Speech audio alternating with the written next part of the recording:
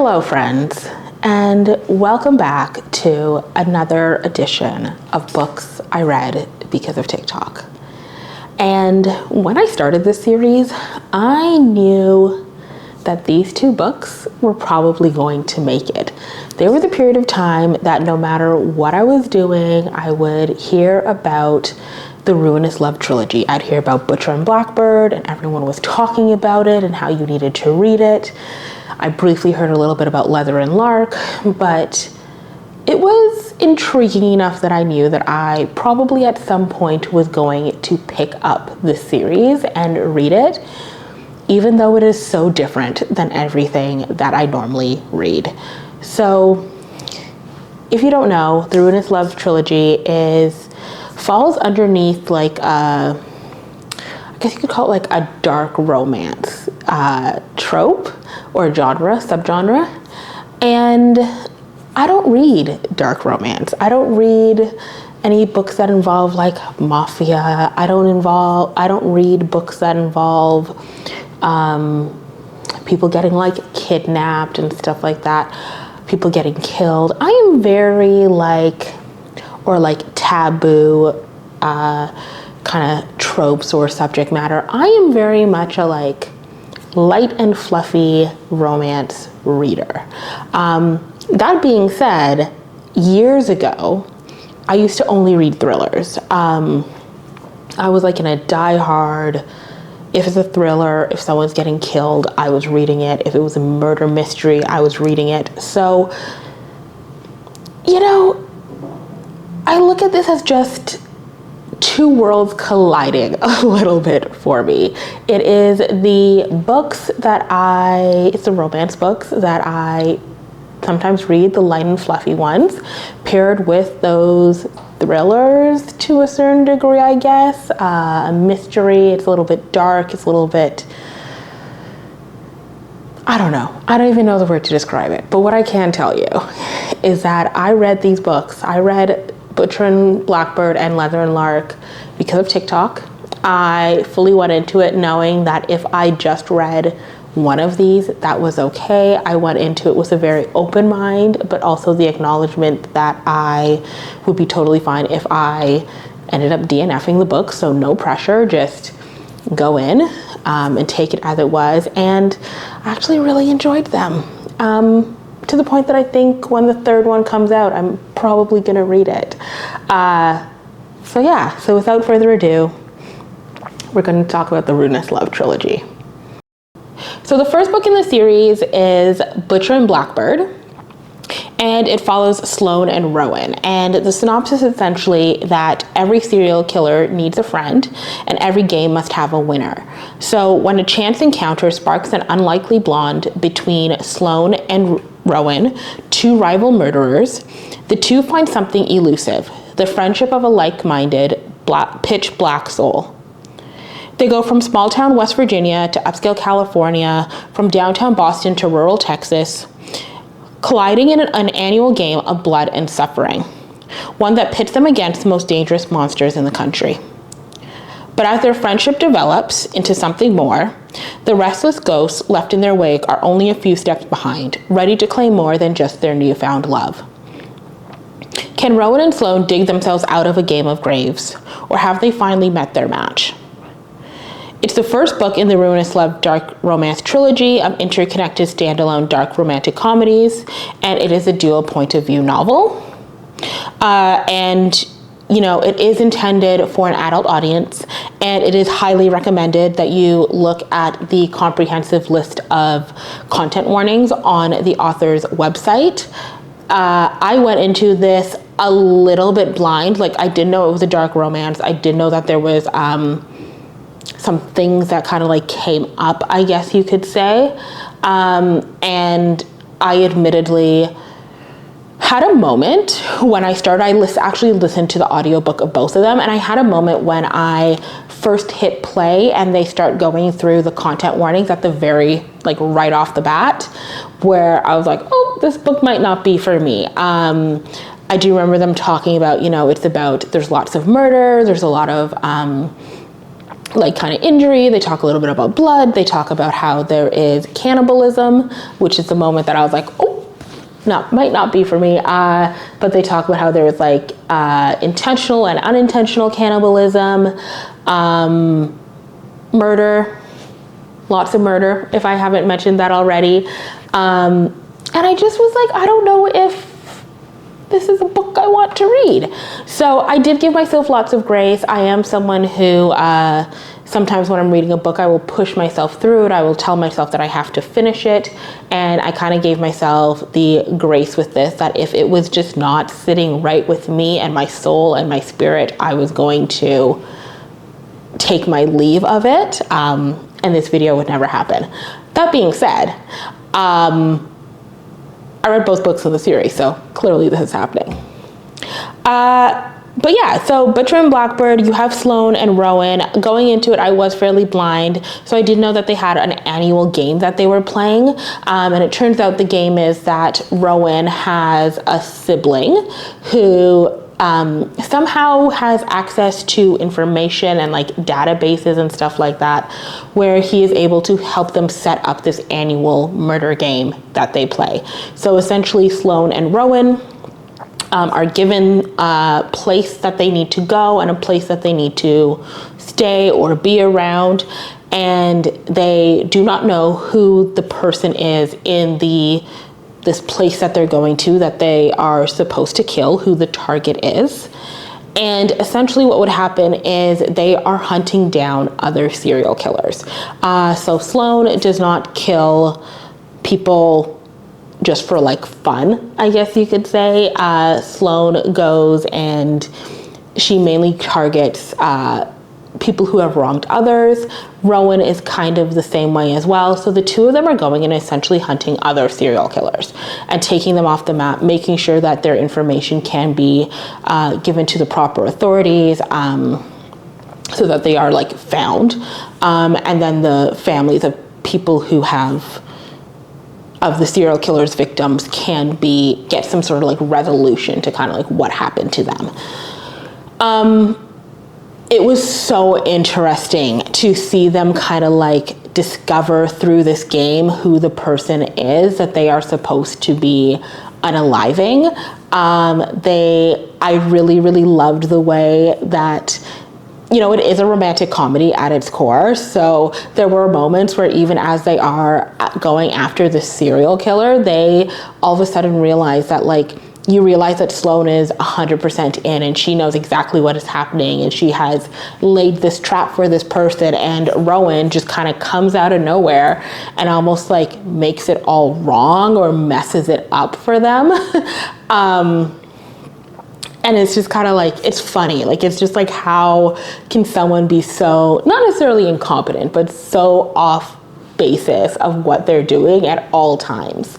So I really enjoyed it. There is a moment where they start to like, there's a lot of tension between Rowan and Sloane. You start to realize as they become like friends through this process, because before they really were rivals, they slowly become friends. They eventually end up becoming lovers as well, and it does end in a happily ever after. I was absolutely hooked. This book, the cannibalism part of it was, I don't even know the word for it. It was so uncomfortable, but it's also like so well written and also kind of funny in a way, like kind of how it's all happening. Going back to what I was saying about like Rowan being completely kind of like a bumbling idiot at times and not really paying attention or knowing what was going on. Part of the cannibalism part comes around with him not really paying attention to things happening. Which made it a little bit kind of like, it was like a good comedic relief kind of. I don't think I will ever look at cookies and cream ice cream the same way, which is a travesty because I absolutely love cookies and cream ice cream. It's like one of my favorites. But it's just like so well done and kind of like so good throughout that I think I was prepared for the worst after all the content warnings and was pleasantly surprised that it was actually not as bad as like what I imagined it could be. So I ended up rating the book a solid 3 stars. I read it, I was hooked. I wanted to know what happened next. I will admit I did listen to this a lot of the time at home because I was like so worried about like being on the subway or like on transit and like my AirPods disconnecting and someone's hearing like the content of these books. Not that it was overly bad, like I've heard worse, but I think it's just the fact that they are very clearly like talking about unaliving people. But yeah, Buther and Blackbird, a solid 3-star read for me, and I pretty much immediately jumped into the second book into the series, Leather and Lark, and listening to that one as well. Okay, so after that I went right into reading Leather and Lark, and admittedly I did not read the synopsis of this at all before diving into it. I actually read the synopsis in preparation for this video. Like just before I started filming, and I was like, oh, if I actually read this before reading the book, I would have so much more context for everything that was happening. And I loved the book. I just went into it blind. I finished Buther and Blackbird and pretty much hit play almost immediately on Leather and Lark and dove into it. So I just didn't know what to expect in the series and in the book, but I loved it. It follows Lachlan Kane, who is Rowan's brother, and Lark, who is Sloane from book 1's best friend. We do see both of them a little bit throughout the story, throughout Buther and Blackbird, but this one is dedicated solely to them. And what we do know is that Lachlan actually despises Lark. And the reason why is because Lachlan works for is trying to get out from under, I should say, this boss who very much deals in the underworld, who is very much what one could describe as a psychopath. And he just doesn't want to do that. He just wants to make his leather goods and, you know, live his life. He doesn't want to be indebted to this man anymore. He doesn't want to be doing his bidding. And he, as part of his role and his job, he ends up being called out to this crime scene to help this damsel in distress, Lark. And he absolutely just like hates her. He hates that she's like this little princess. She seems to just not give any care in the world about how her actions could affect other people. And he's really irritated about the fact that he is there to pull a car because he's under the impression that Lark drove her car into someone else, pushed them into a body of water by mistake, and this person has now died. And he just feels as if Lark has no concept of like reality, or she's not grounded at all. And then you have Lark, who definitely did not accidentally push this car into the water. It was very much intentional, and she is struggling to kind of make sure that she portrays the right sort of feelings or like responses to Lachlan in the situation. So they're both kind of like working with incorrect information on the other. She has, because it is dual point of view, we do get to see her side where she's like, oh, I probably should like whimper now and cry and act as if I'm a little bit sad, and oh my God, like what did I just do? And then you have Lachlan, who's like, this girl like has no remorse whatsoever. Like, how did she just accidentally do this and like not care because daddy's just gonna fix it because she has money? So it's kind of like this really interesting dual point of view between the two of them. We then later on go into the two of them being forced back together in multiple situations. So because Lachlan is Rowan's brother, Lark is Sloane's best friend, the two of them do have to interact with each other quite regularly. And we see them just kind of really needle each other, really dislike being around each other throughout the entire thing. Lachlan has no clue that Lark is also a bit of like a serial unaliver. He thinks that she's just this like rich little princess. Her family owns this like muffin business, I guess, where they like sell muffins to cafes and like across the US, I guess, as well. Like it's this muffin empire. And what he doesn't actually know is that their muffin empire is actually a lot, it's like a front for another business. So her family is definitely in the underworld as well. Lark is a bit of a serial unaliver, and Lachlan is just in the dark about all of this. And Lark ends up kind of like proposing to him that they get married when she discovers that someone is threatening her family, and her parents, in trying to figure out what is going on, believe that it might actually be Lachlan's boss and or Lachlan who is threatening and killing members of their family as well as some of their associates. So she realizes that the only way that she could make sure that her best friend Sloane is okay, because she does not want Rowan and Lachlan to be unalived, to protect her family. She realizes that possibly one of the only things that she can do is to marry Lachlan, because it would give him a little bit of protection in the situation, and then hire him to see if he could figure out what exactly is going on and who is threatening her family. So they get married, it goes through the whole thing, and there's lots of moments where the two of them, you're like, communicate. Please tell him who you really are. Please tell him like what you're doing, what you like, what you enjoy, all of that. Similar content warnings to the previous book. There is, unaliving. There is some like threatening behavior to people. There's a couple fights. I did find this to be a little bit like tamer than Butcher and Blackbird. There's no cannibalism. So I did find it a little bit tamer than Butcher and Blackbird, in the sense that like there weren't as many like shocking things that happened throughout it.